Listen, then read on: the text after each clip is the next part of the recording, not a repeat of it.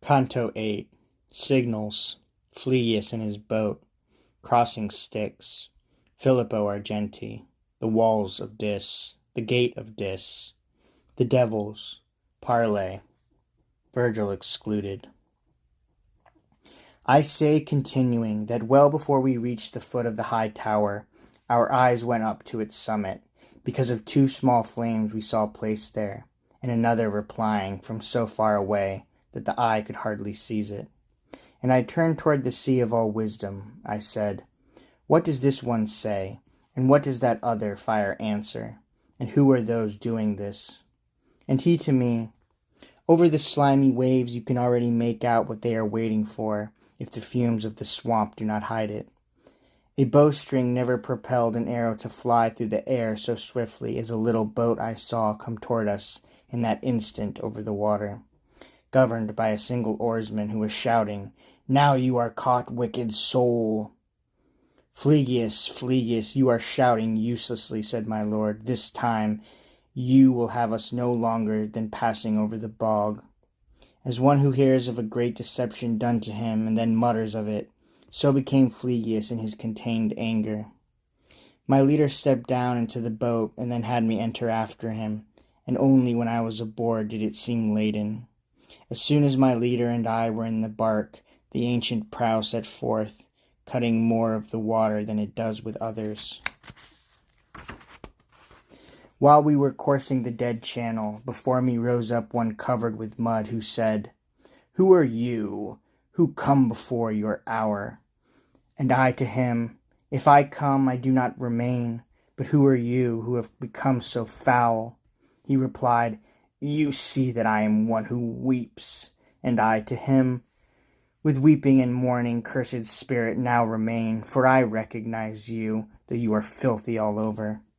Then he stretched out toward the boat both his hands, but my master, alert, pushed him off, saying, "Away, over there with the other dogs."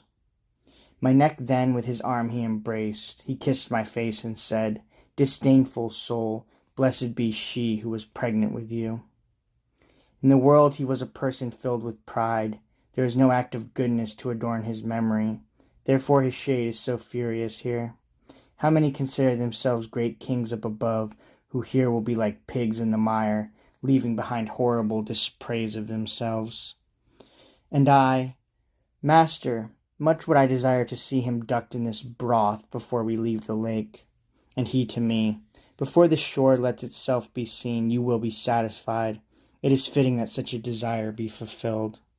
A little later I saw him torn apart by those muddy people in such a way that I still praise God and thank him for it.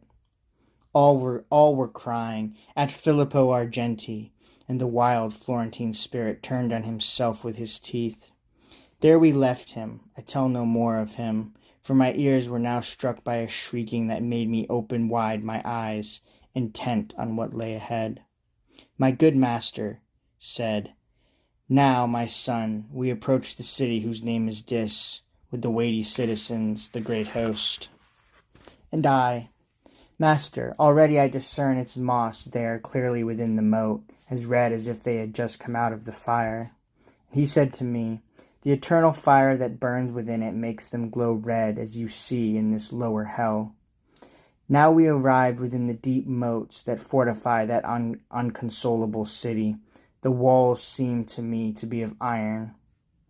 Not without first making a large circle did we reach a place where the pilot loudly cried, "Get out! Here is the entrance!"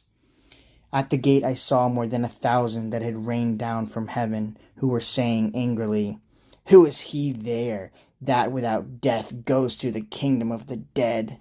And my wise master made a sign that he wished to speak with them secretly. Then they restrained somewhat their great disdain and said, "You come alone, and send him away, who so boldly entered this kingdom. Let him return alone along his foolhardy path. Let him try if he can, for you will remain here, who have escorted him across so dark a territory." Think, reader, if I became weak at the sound of those cursed words, for I did not believe I would ever return here.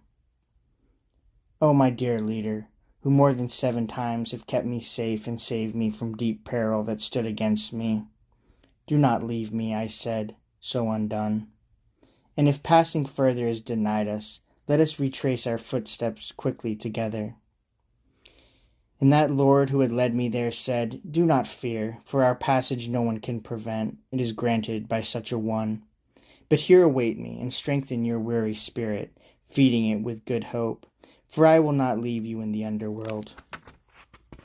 Thus my sweet father goes off and abandons me there, and I remain in doubt, for yes and no quarrel in my head.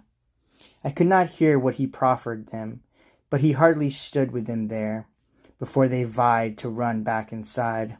They closed the gate, those adversaries of ours, in my lord's face, who remained outside and turned back to me with slow steps. His eyes were on the ground, his brow shorn of all boldness, and he was saying, as he sighed, Who has denied me the sorrowing houses?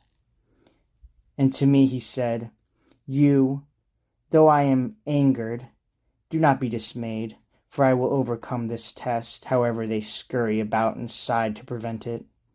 This overweening of theirs is not new. They used it once before at a less secret gate, which still cannot be barred.